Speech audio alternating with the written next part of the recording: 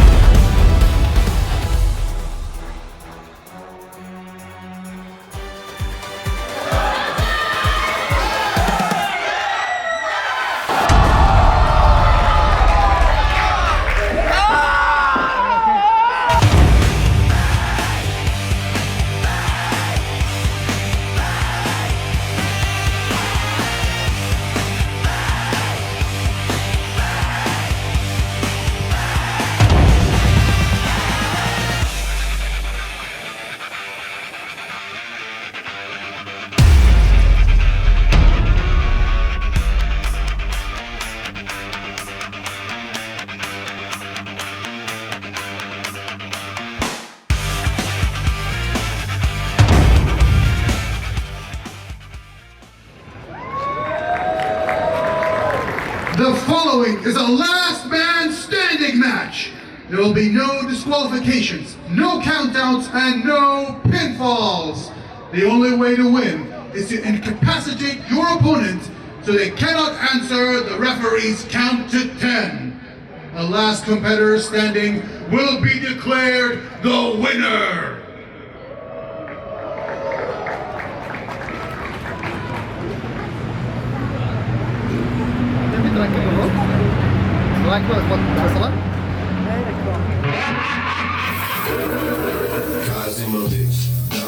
Introducing first, he is the Punisher.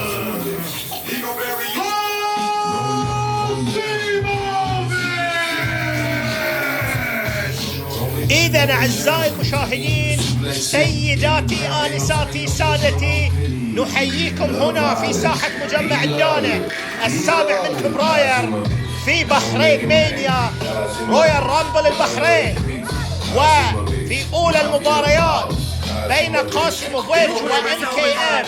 قاسم وفيج رجل العصابات والرجل العنيف واحد اخطر قطاع الطرق، هنا يتقدم الى الحلبة وهو يجر عربته المشهورة، العربة اللي فيها ما خلى فيها شيء في البيت الا وجابه من مخمات، من حدايد، من مضارب، من صفاري، من اسطامات للاستخدام هنا في حلبة المصارعة. وهذا ام كي ام 2. And his opponent, he is the Nightwolf, MKM. والديب يتقدم هنا في هذه المواجهة لمواجهة قاسم وفيج في لاست مان ستاندينج مان، من يقف أخيرا هنا أعزائي المشاهدين أمام 1000 متفرج في بحرين مانيا. لاست مان ستاندينج ماتش، من يقف أخيرا، وهي عبارة عن مواجهة يتم فيها ضرب الخصوم بأي طريقة ممكنة بحيث أن لا يستطيع الوقوف ب10 ثواني، وبالتالي من يقف أخيرا هو الفائز.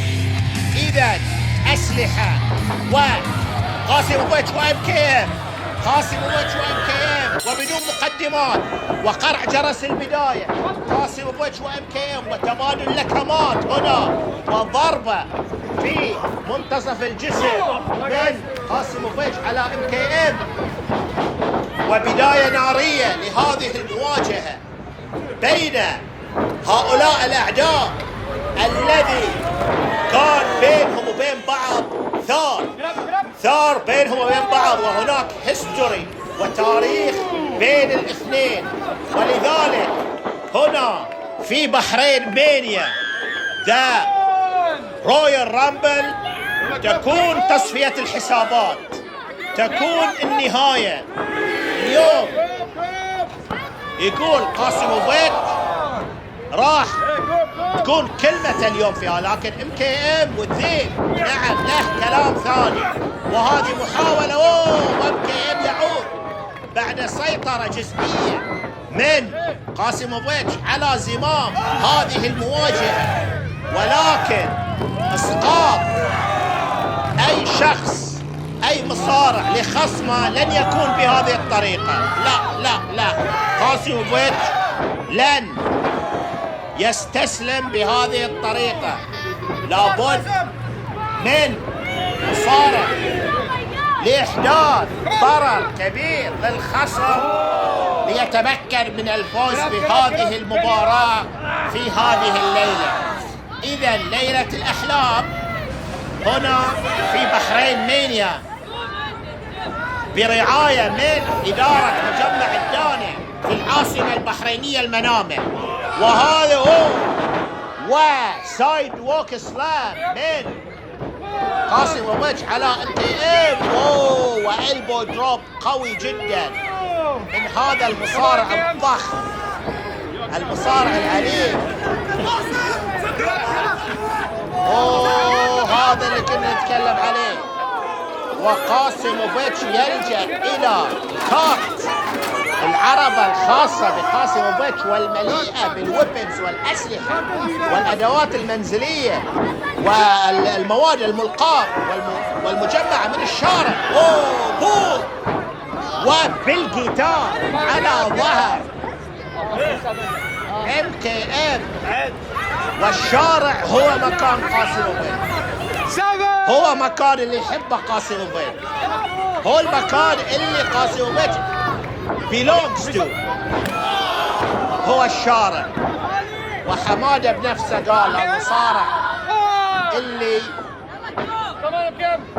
راعي مشاكل متهاوش مع الكل. ونشاهد الآن قاسموفيتش واستخدام الجيتار، والآن اللوحة الحديدية أيضا. هل قاسموفيتش سيقوم باستخدام هذه اللوحة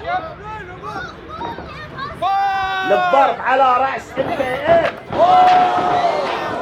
وانقلب السحر على الساحة واللوحة الحديدية في وجه قاسموفيتش، وكتر جميل جدا من MKM على قاسموفيتش. لا لا لا لا لا،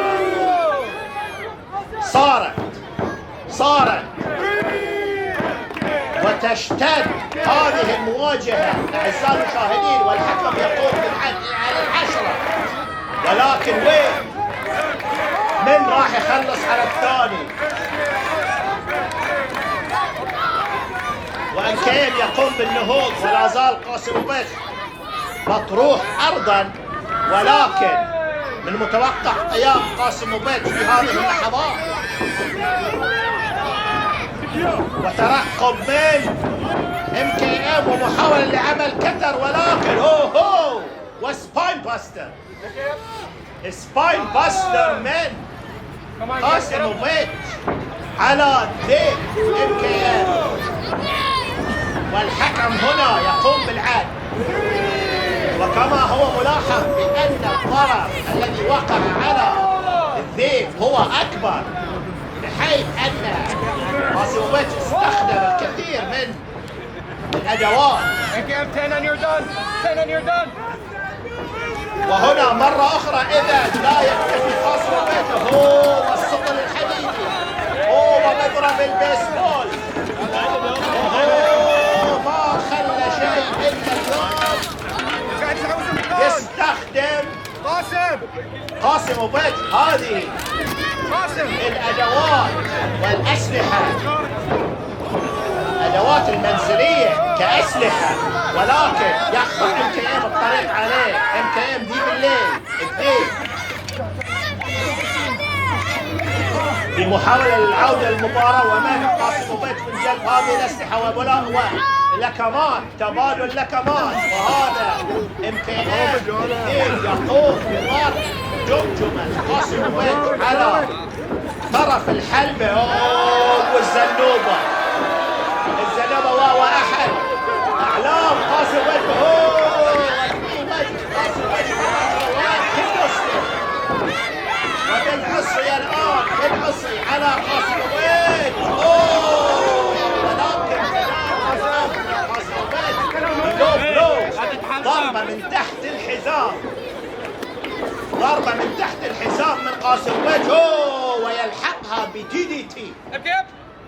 دي دي تي مباشرة. جمجمة الذيب تصطدم بأرضية الحلبة الأرضية القاسية. تخيل عزيزي المشاهد، تخيل مستوى الضرر الآن الذي أحدث إلى الذيب. وهذا قاسم وبيج يقوم برمي الذيب MKM إلى خارج الحلبة ويقطع العد.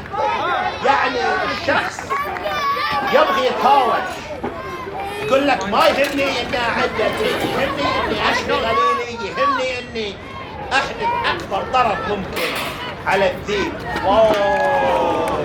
إذا مواجهة دراماتيكية، حديد وضرب وعصي وإذا العصي مو مساحة أرضيات بعد رمي الذيب على العمود الحديدي. وهذه المرة الثانية. تخيل عزيزي حجم الضرر الذي تصل إلى MKM.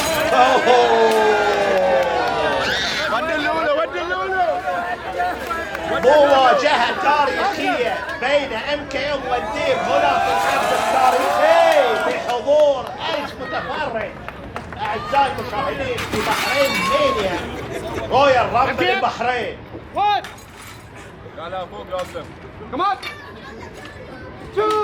والجدير بالذكر لأن قاسم وبيج وMKM هم أحد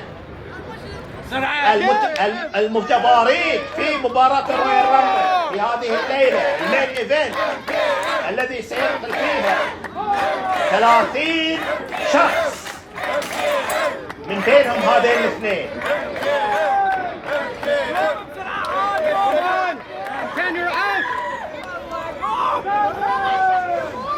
وقاسم وبيج يترك MKM في الخارج وحيدا بعد عمليات ضرب وتعذيب بكل الطرق لهذا المصارع. وهذا قاسم وبيج وهذا سيفه وهذه خلاجيره. إذا تلعب مع قاسم وبيج هذا اللي ممكن يصير. قاسم وبيج إذا أعزائي المشاهدين هنا مرة أخرى على أرض الحلبة، وركلات بمنتصف الجسم ولكمان في الوجه وفي الفك وفي الرأس وفي زاوية الحلبة. إذا قاسم وبيج قاسم وبيج بالسطر حركة يعني يتلذذ فيها قاسم وبيج في خصوبة بوضع بهذه الطريقة. ووزن قاسم وبيج هذا المصارع الضخم بهذه الطريقة يتلذذ قاسم وبيج في تحقيق الخصومة والاستهزاء بهم. وهذا الحكم أيضا الدرج السلم الحديدي. آخر شيء كنت أتوقع في هذه الليلة، آخر منظر كنت أتوقع في هذه الليلة، السلم الحديدي في أرضية الحلبة.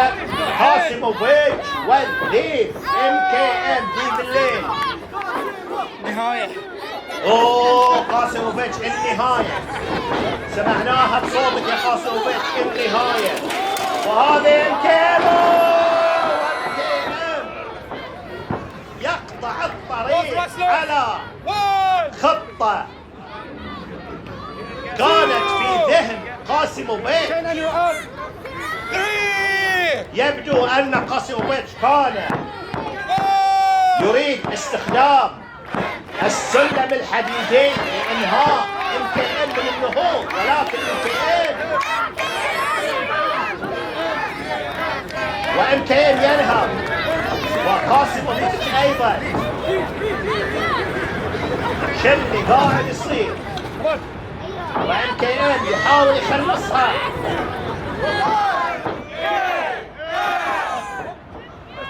ولكن قاسم وبيتش يدفع. اوه البيج بوت، البيج بوت، حركة قاسم وبيتش الشهيرة.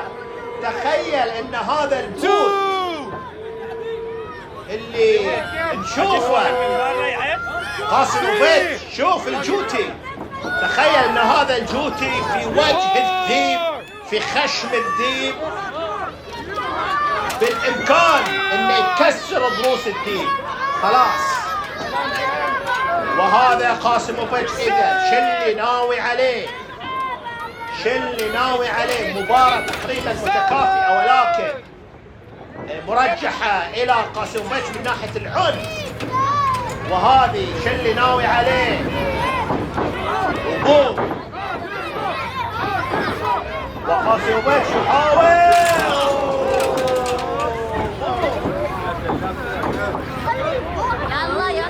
وعلى السلم الحديدي والبيك بوت،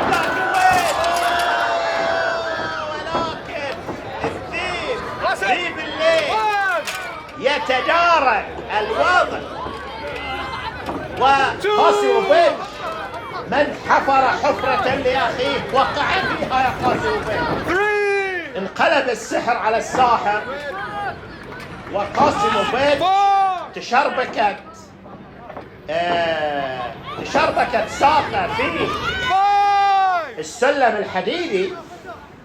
وهذا حكم المواجهة يحاول يعد للعاشرة، ولكن نهوض من قاسم وبيتش، وتظهر على قاسم وبيتش ملامح التعب الشديد ووقوف. ولكن ام كي ام فوق فوق ومن فوق السلم ام كي ام، وعلى بعد او على ارتفاع ما يقارب 2 متر ونصف طيران من ام كي ام، وعمل كتر على قاسم وبيتش.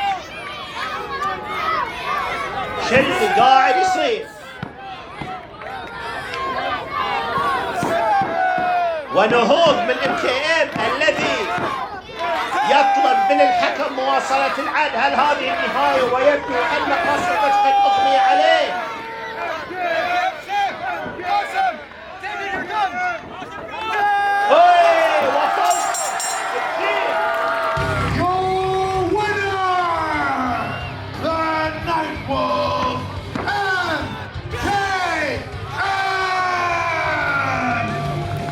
وفوز الذيب، ذيب الليل ام كي ام في ذا لاست مان ستاندينج ماتش فيرسز قاسم وبيتش.